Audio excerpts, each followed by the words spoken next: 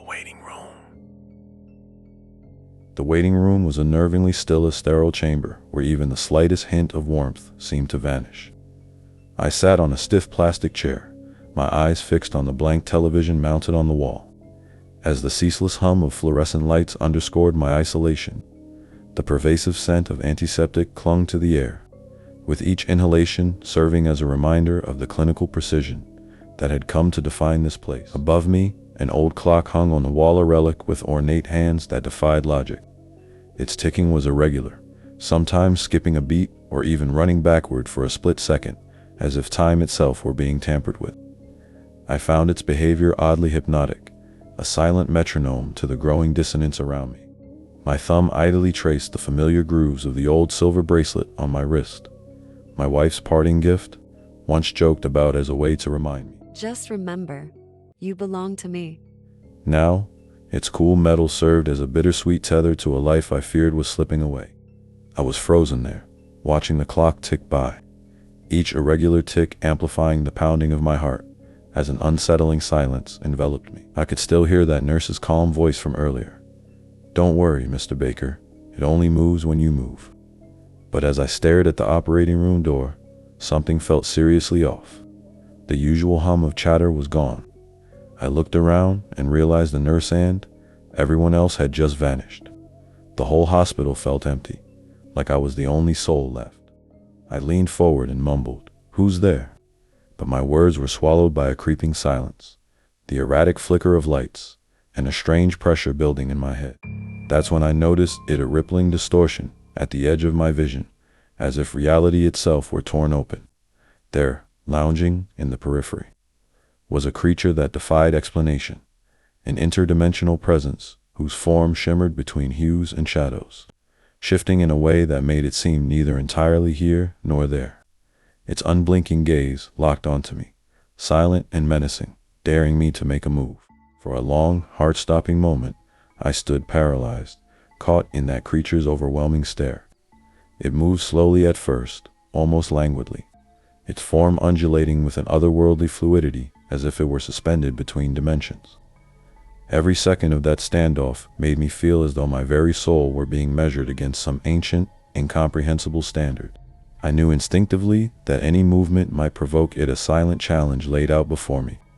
Its eyes, cold and unyielding, seemed to command stillness, forcing me into an agonizing stalemate, remain frozen and face an eternal confrontation, or risk moving and unleash its wrath. The tension became unbearable.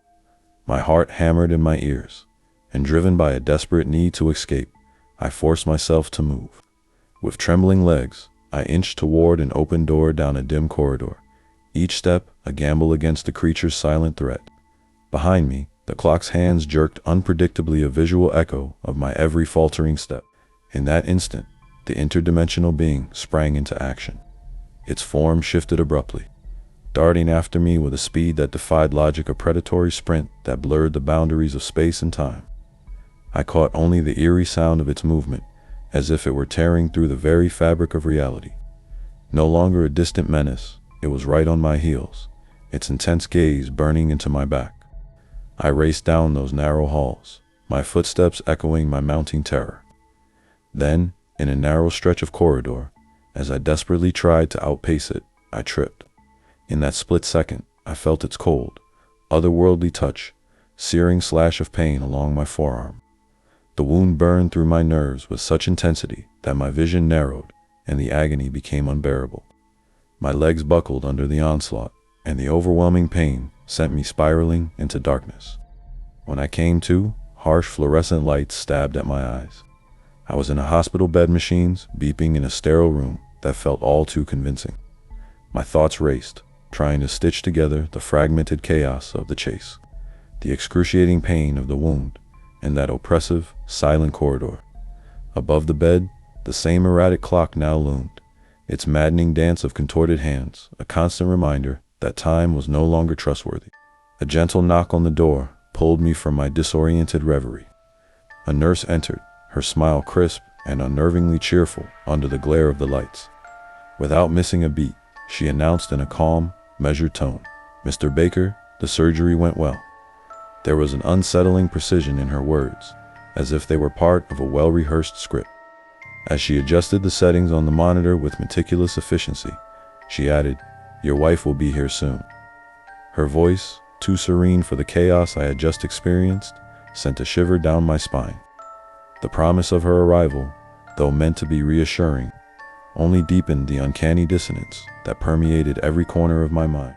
The door creaked open, and there she stood. Yet as she stepped into the room, every movement felt unnaturally delayed, as if invisible strings were pulling her along. Then, her voice, soft and insistent, cut through the sterile silence. Honey, you don't have to be scared. This is the real deal. You remember everything, right? The hospital, the doctors, our love. My mind reeled, torn between the haunting memories of that waiting room and the gentle cadence of her words. I don't get it, I stammered, voice trembling. I saw things, felt something chasing me. That waiting room, it felt all too real. She moved closer, her hand reaching out as if to soothe my frayed nerves. They were just illusions, love, your mind's way of shielding you from some hard truths. You're safe here. This is where you belong. Her words were hypnotic, a lullaby, promising solace after the chaos. For a moment, the seductive pull of her reassurance nearly overwhelmed me. But beneath the surface, a stubborn doubt stirred. No, something's off. I can feel it. I don't know if I can trust you. In that instant, her eyes flickered a brief, almost imperceptible glint that sent a chill racing down my spine. She stepped even closer, her smile widening in a manner that felt both inviting and menacing. You're overthinking it, love. Let me help you just let go of your fears and accept this. The closer she came, the more I sensed an undercurrent of Manasa, subtle distortion in her features, a lag in her movements that defied the natural flow of life. Instinct roared within me, urging escape. With a surge of adrenaline, I shoved her back. The act felt like a betrayal, even as it snapped me back to reality. In that charged moment, the air shattered with a sudden, bone-chilling crack. The fluorescent lights overhead flickered violently, casting erratic shadows that stretched like grasping fingers. As I staggered backward, my heart pounded in my ears, and from the far corner of the room, a dark, shifting presence, emerged, a being whose form wavered between this world and some other, far more sinister plane. Its eyes, voids of ancient malice, fixed upon me as it spoke in a voice that was both a whisper and a roar. You never left the waiting room. The walls convulsed as the sterile confines dissolved into a nightmare of swirling shadows and fractured time. I stood frozen, caught between the remnants of a reality I once knew and a terror that refused to relent. In that final shattering moment, as the boundaries of my world crumbled into darkness, I realized that I had been waiting for myself in that waiting room all along, even before the chase and the chaos began, trapped in an endless cycle. Here I am, once again, sitting in that same cold waiting room,